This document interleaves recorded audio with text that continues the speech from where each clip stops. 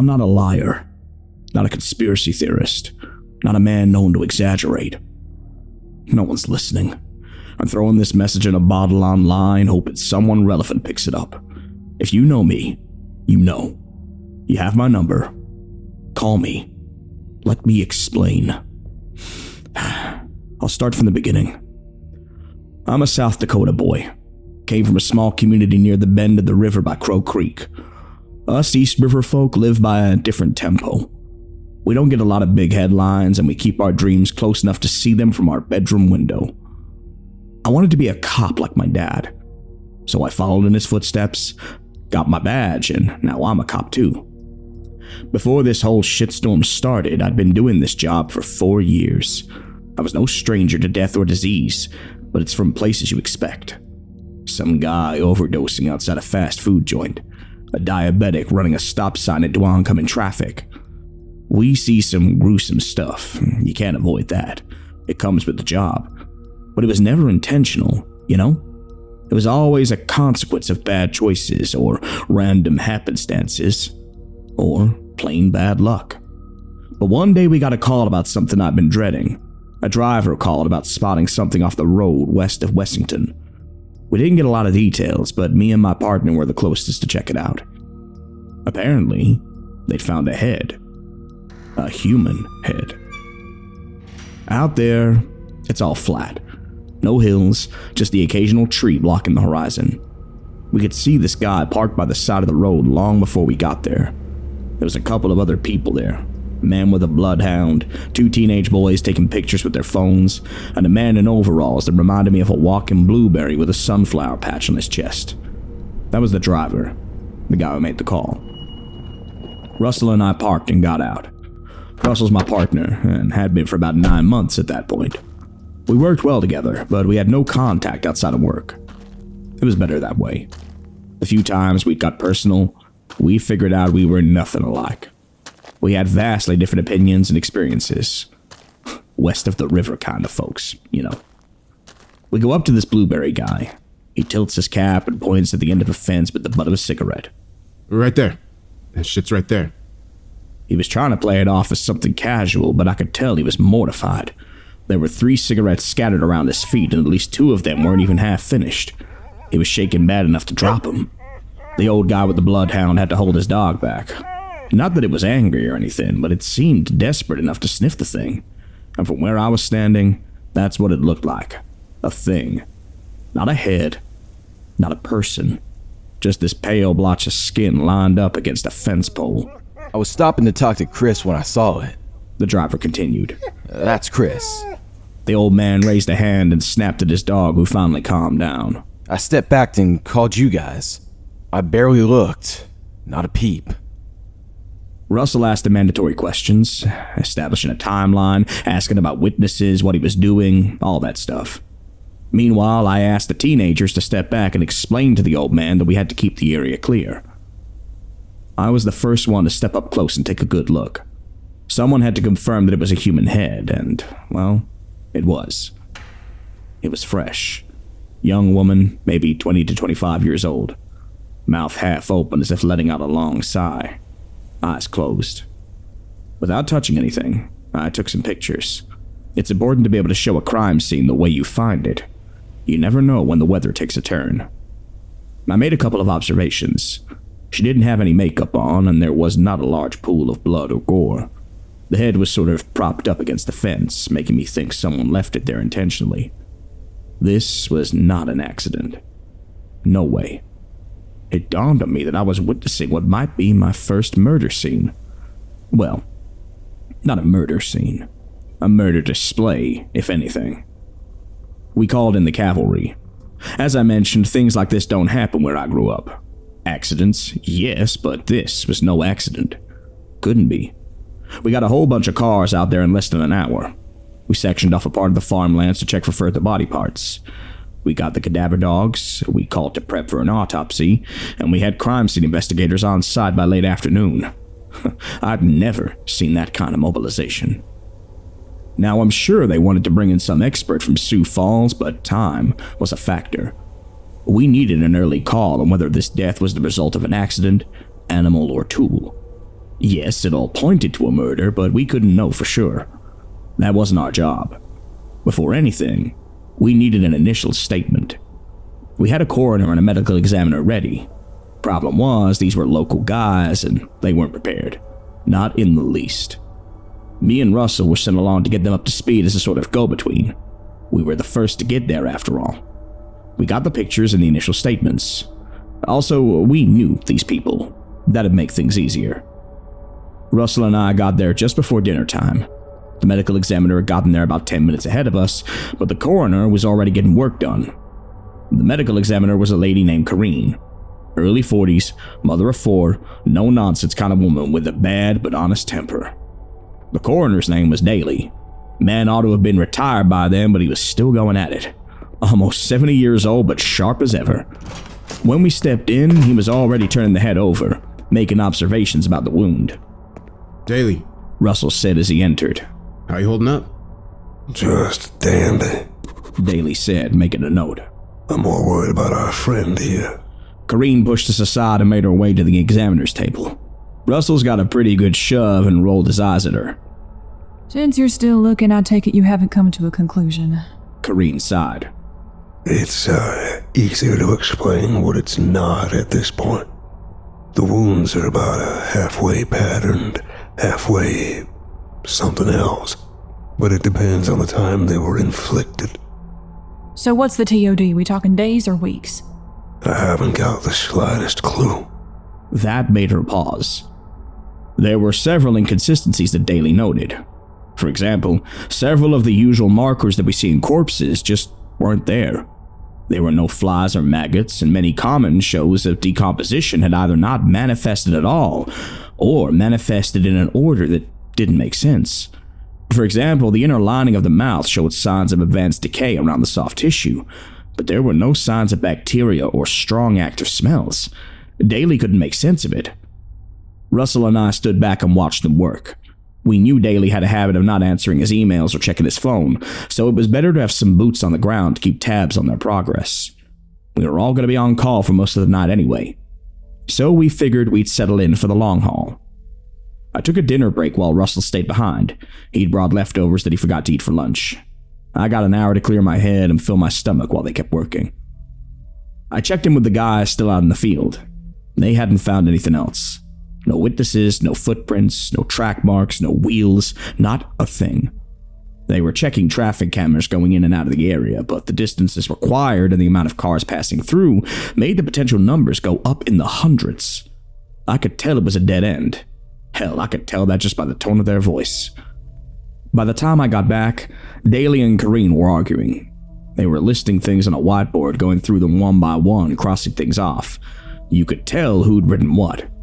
Daly had this old-fashioned cursive, while Corrine kept it simple and blocky. The smell of chemicals tickled the ranch-sprinkled taste buds on the back of my tongue, making me wish I was back outside. Russell gave me a pat on the shoulder and took a break, leaving me alone with the arguing professionals. Corrine was in the middle of a monologue, pointing at one thing at a time on the whiteboard. Not a hacksaw, not a chainsaw, not a... What did you say, piano wire? Not a piano wire. Daly agreed. Not a knife, not an axe. And we got nothing certain. Not a fragment. No nothing. Daly turned to me. You got any ideas? You saw anything out there? Anything? Not a thing, I shrugged. Witness statement in the folder. This is shit. Corrine spat, flipping the folder over. Not a single thing we can use. You don't think it was wildlife? Wolves? Bears? We have to find some kind of baseline before we start eliminating things it ain't. We can't just start listing things it's not. Well, it's better than standing here saying nothing. Hold on. He flipped the whiteboard over, uncorked his pen, and started at the top. It's not a wolf. What else? They went at it for hours. Not a wolf, not a bear, not a coyote, not a bobcat. Just a long list of things to exclude. They checked for fur, claw marks, teeth marks, anything. All the while, Russell and I went up and down the stairs, calling the chief to let him know there was nothing to report. By 8 p.m., we were running in circles, and we called it a night. Corrine packed up first. Then Russell and I got off the clock. Russell headed home immediately, but I noticed Daly sticking around a little longer. I pretended to look for my keys as I kept an eye on him. He was still talking, but not to me. We're missing something. He mumbled. We're missing something big. Like what? I asked. He looked up at me, snapping out of whatever thought was running through his head. I'm just making conversation. Pay me no mind. All right. You good to lock up? Daly waved me off with a smile, and I didn't think much else of it. The next morning, we got a call about feds wanting to join in on the action. I tried to get a hold of Daly, telling him to come in a little early, but the man really can't be reached by email or text. He was coming in whenever, and that was that. Corrine, on the other hand, was already there by the time Russell and I pulled into the parking lot. She was leaning against the streetlight, tapping a pen against a notebook. Not a big machine. She mumbled. Not a small machine. Not a tool. Not a saw. Morning, Corrine. Trying to get some work done before the feds get here? She ignored us. We'd gotten the spare keys to open. Daly got the other pair. Corrine wasn't usually the one we called for these kinds of things. Then again, we'd never had this kind of thing. Not really. The moment Russell clicked the lock open, Corrine shoved her way past him, this time with even more force. It was enough to make Russell go, "Hey!" But she had no visible reaction. She kept mulling over whatever list she'd made on her notebook. She was eager to get back to it.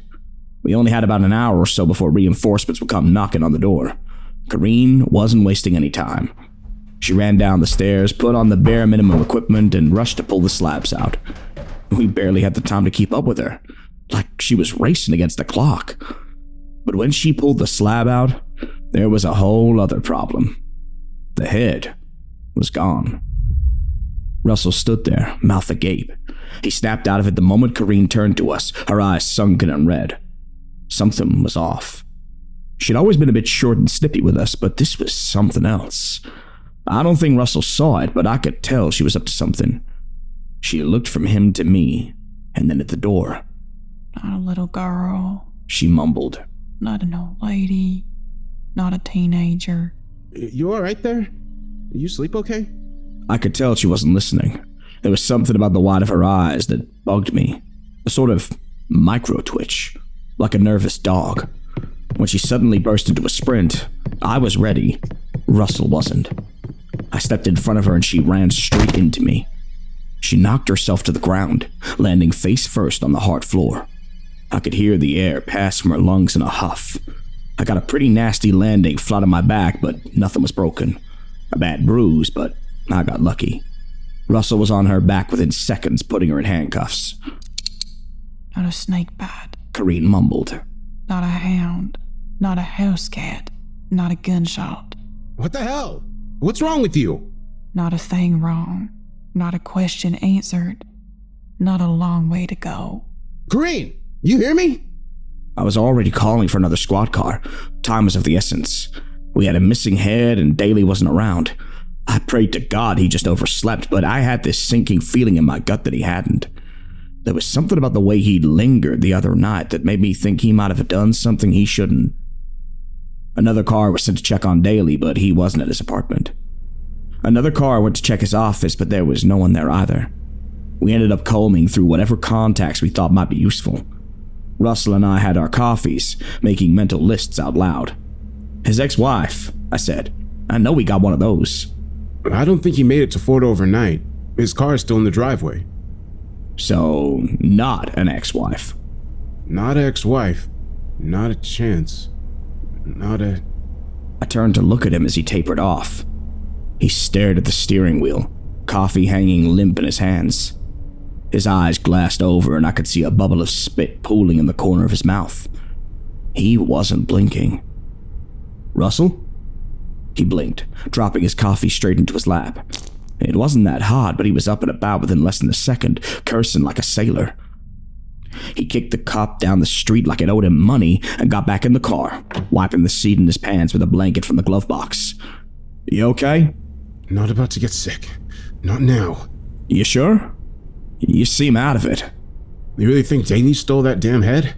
Russell said, changing the subject. You think he'd do that? He could have. I mean, it's possible. What's the odds of them both disappearing without him being involved? Exactly. I gave Russell another look. He was clearly thinking about something, but I couldn't put my finger on it. I tapped him on the shoulder and handed him my coffee. I think you need this more than I do. I'll take the wheel for a bit. We spent most of the early day driving around town, asking questions. We had a couple of vague leads, but it's like we were spinning tires stuck in the mud. Russell was getting frustrated, so the chief asked us to do something else for a bit. They were busy dealing with the feds anyway, and they had 4 different squad cars out looking for Daly. We were sent to check on a roadside diner, old folks kind of place. It had been closed all day, and the waitress working the lunch shift was getting worried. The owner wasn't answering their phone, and there had been no notice ahead of time. There was just a note in the window saying, closed. It wasn't a high priority call, but it gave us something to do. That is, until I noticed something curious. We went to check up on the place before we headed to the owner's registered address for a house call. But when I got a closer look at the sign, I noticed it was written in a beautiful cursive. I elbowed Russell and pointed. You see that?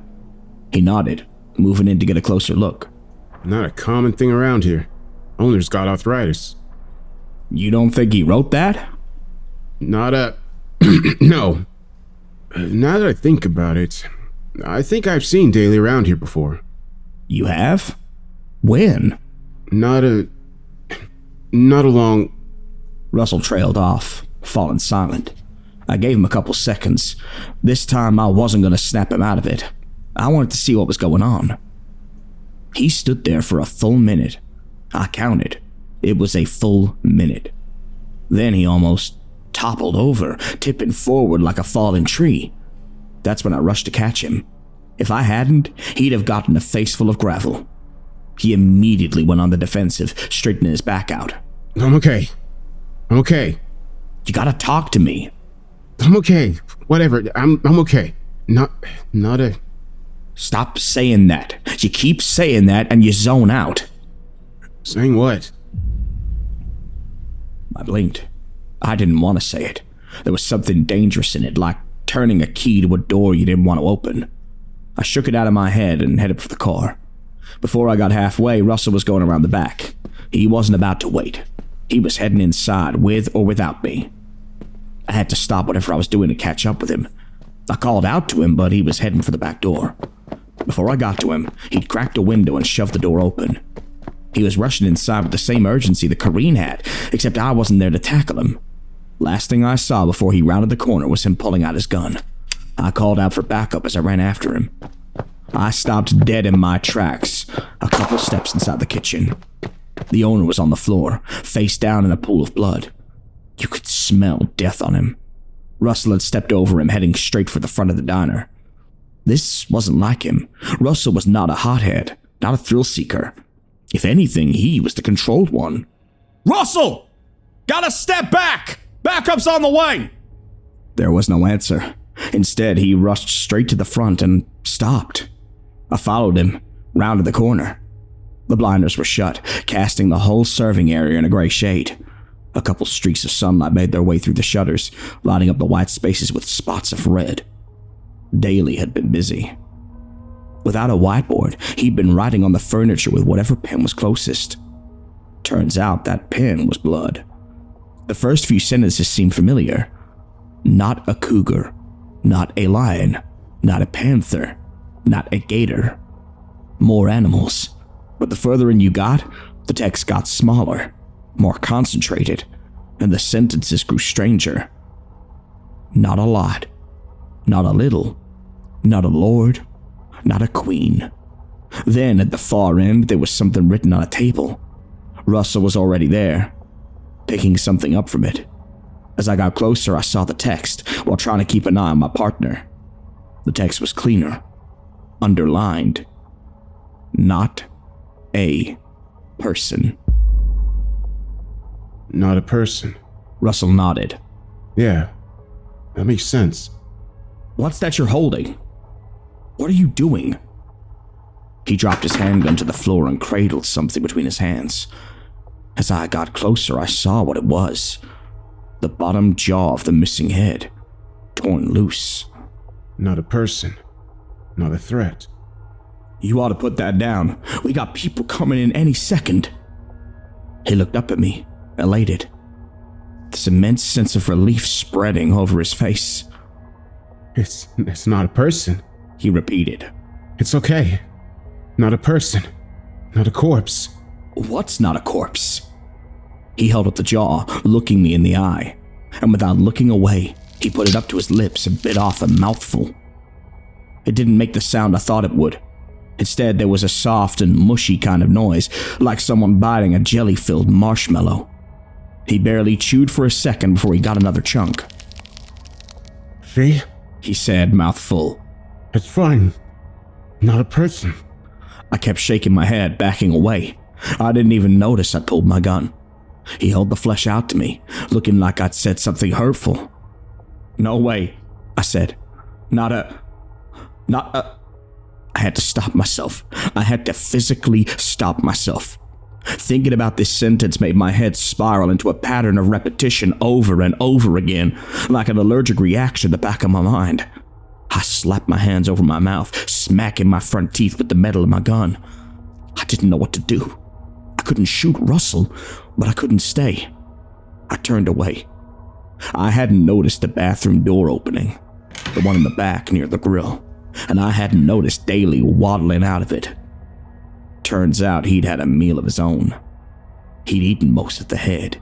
Hair was still hanging out the side of his mouth. His glasses were clinging to the tip of his nose, a single good shake from falling to the floor. In the dark, his hands looked black rather than bloody, but you could tell from the smell. I ran straight into him, almost knocking him over. He fumbled his steps a little, leaned back against the wall and braced himself. It's okay.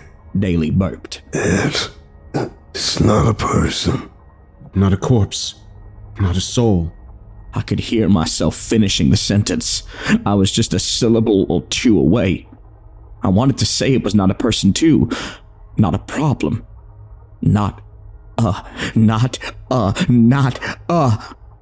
Instead, I pushed past Daly. I rushed forward, leaping over the dead body and threw myself out the back door.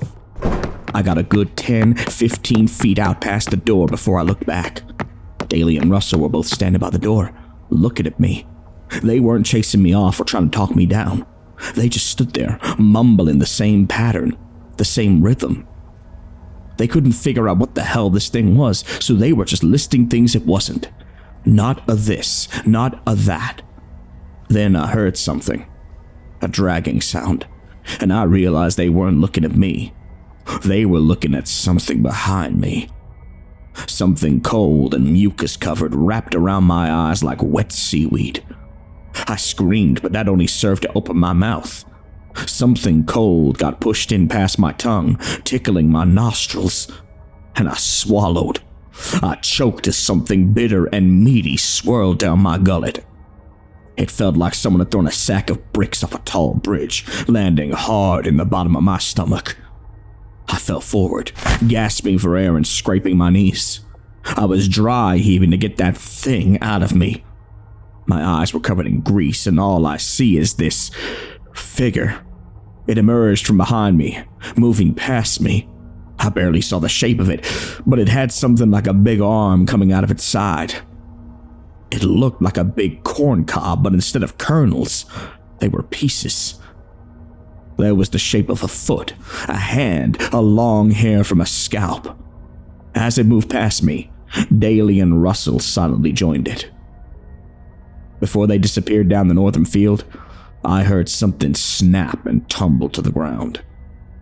I got to my feet stumbling. I made it to the bathroom. I shoved fingers down my throat, but no matter what I did, nothing came of it. Something was stuck in the pit of my stomach, and by the time backup arrived, I was sobbing on my knees, bent over a bloody toilet seat. I was screaming into the porcelain, begging for whatever was inside of me to leave. But it didn't. They had to drag me out by the arms. I didn't get any of it out. Not a piece.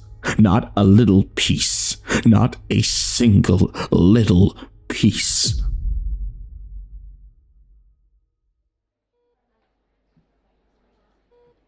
They didn't find Daly or Russell. I ended up with a 2-night stay at the hospital.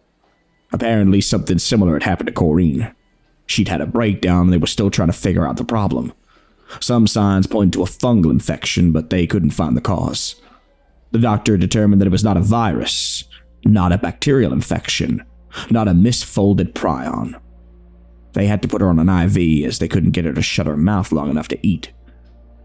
They were still trying to figure me out when I got sent home. They said I wasn't as far gone. Paid leave, 3 weeks. 3 weeks turned to 6 as the test results came back inconclusive over and over again. At one point, they thought I had some kind of contagion, but they couldn't say for sure. Someone mentioned narcotics, but it just turned into a long list of negative tests. I switched doctors 3 times as they kept tripping over their own diagnoses. One of them ended up taking their own sick leave after a while. I've been trying to figure out a way to get rid of this. I sit up at night staring at the wall, drawing on my cheap wallpaper with a black pen. I want to help them. I want to figure this out. I write what I know to be true over and over. It's not a threat, not a person, not a human, not a corpse. I had to give myself a reason to write again. I've been trying to resist it for so long. It's like whistling a song that you know you can't stop humming. If you start, it'll be on your mind all day. But I'll just do it. I'll do it until I get it out of my system. I don't care if it takes days or weeks or months, I'll figure it out. I'll get it out. And once it's gone, I'll be back here to figure this out. Not a day, not a week, not a month, not a year, not a threat, not a person, not a killer, not a beast, not a thing, not a.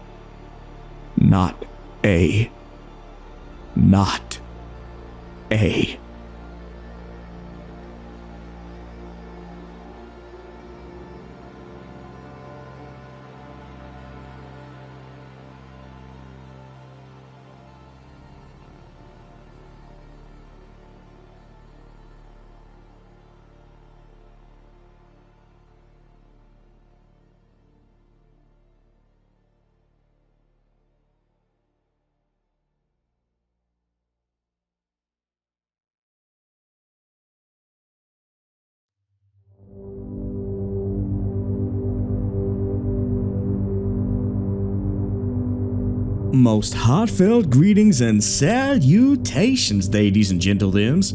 I eagerly welcome you to Sturgeon's most premier station, Dusk Light Radio, hosted by yours truly, the effervescent, ethereal, and immersive Everett J. Blackwell.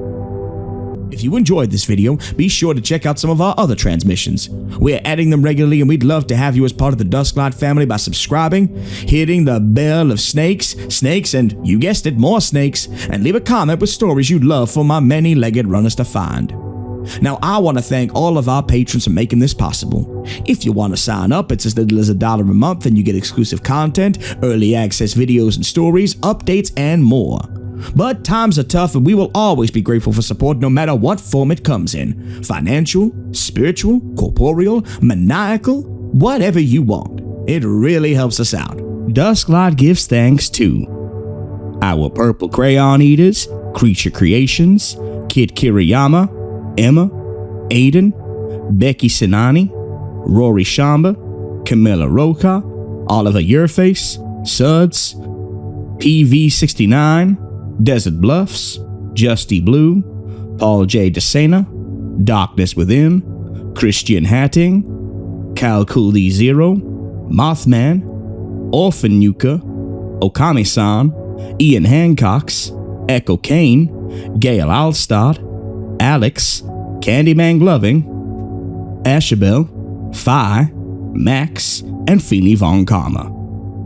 Our janitors, Isabel Vladislaus, Mima, Razzie Berry Pie, Ryan Moore, Ressery Cardwell, Brianna Elliott, Darktail, Kenza, Oliver Topolugnatale, Alex Hansen, Allie, and a special shout out to someone joining the crew in Art Nightborn, Art spends his nights taking people around Sturgeon in his yellow cab. I guess Art needed extra money, especially in this economy. DJ Muffin, Shane Lewis, Ducks, Joy Flint Healy, Sabiel Eclipse, Death 31, Heather Cayley, Adrian R., Amy, Arkham Cookie, and Alex Nunez. Our Nightmare Detectives, Kikuhime 1202, Halo Davis, Mama Chewy, Melanie S., and Fox Clifford. Our Void Walkers, Domain S. Silvers, Rat Squash, and Professor Creepypasta. Now you will meet more of our new Blackwell family members in a future upload, but for now, let me run down the list of who we've got. Our new Blackwell members marching their way into town are Sabrina Blackwell, Biggie Blackwell, Aphrodite Blackwell, Wojciech Blackwell, Olivia Blackwell, and Mike Blackwell. You'll learn more about these fascinating new members of our family in an upload very, very soon. Then, of course, there is Great Uncle Ven Blackwell with his forbidden knowledge, Izzy Blackwell, our resident bug devourer, TJ Blackwell, who seems hell-bent on stealing the spot of our janitor supremo and his purple crayon stash, Delira Blackwell, our new resident physician and provider of pestilence pills and poultry, Adela Blackwell's firebending and illusions and grand waffling, Ethan Blackwell, abyssal fisher and repo lord, Jackal Blackwell, head chef and mystery meat purveyor, Clue Blackwell, the chrysalis of unknowable horrors, Tabitha Blackwell, Void Water Baron and forever frenemy to our last entrant, Papa Kyle Blackwell, from his Tower of Bones, Broth and Spines, preparing the outer gods to recognize his claim alongside his hobo queen and little inheritor of the Bone Throne, who is already 2.5. We love and fear you, Papa. We thank you humbly for your patronage and look to see you bright and early for Dusk Light orientation. Purple crayons and existential dread will be provided.